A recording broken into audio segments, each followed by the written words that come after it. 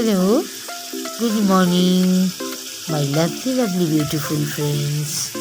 দেখো, এখন তো আমাদের শীতের সময় নানা রকম সবজি উঠছে, তাই তো? কিন্তু দেখো, এই ফুলকপিটা আমাদের কিন্তু সকলের খুব পছন্দ। তো আমি দেখো ফুলকপিটা নানাভাবেই করি। এখানে আমি আজকে নিয়েছি ফুলকপি, আলু, কড়াইশুঁটি, ক্যাপসিকাম। এটা অবশ্যই পনির দিয়ে করব। পনির দিয়ে ফুলকপি কিন্তু দারুণ হয়। ফুলকপি এমনি যদি গাজর টাজর দিয়ে, বিনস দিয়ে, ফুলকপি দিয়ে সব দিয়ে করি, সব ভেজিটেবলস দিয়ে, ওটা অনেকটা পনির নবরত্ন হয়ে যায়, পনির নবরত্ন কারি। কিন্তু আমি এখানে তো অত সব কিছু ইউজ করিনি। আমি এখানে শুধু ফুলকপি, আলু, ক্যাপসিকাম আর কড়াইশুঁটি আর পনির, দেখবে দারুণ হয়।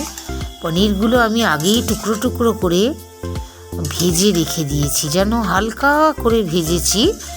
আগে একটু গরম জলে স্টিম করে নিয়ে তারপরে পনিরগুলো হালকা তেলে ফ্রাই করে নিয়ে তুলে রেখেছি।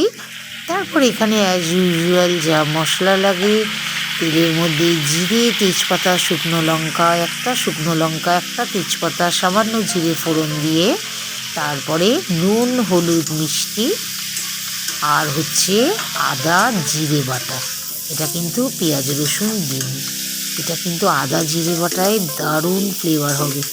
দেখো, আমি তো অবশ্যই করে ফুলকপিতে বা এরকম ধরনের যে কোনো রসা কষা তরকারিতে আমি কিন্তু বেশি জল রাখি না, যাতে গ্রেভিটার মধ্যেই খাওয়া যায়। দেখো, তো এক্ষুনি আমার এটা রেডি হয়ে যাবে। গরম মশলা দিয়ে দিলাম।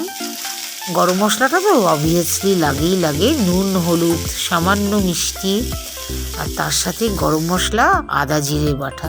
তো চলো, মোটামুটিভাবে ফুলকপি পনিরটা রেডি হয়ে গেল।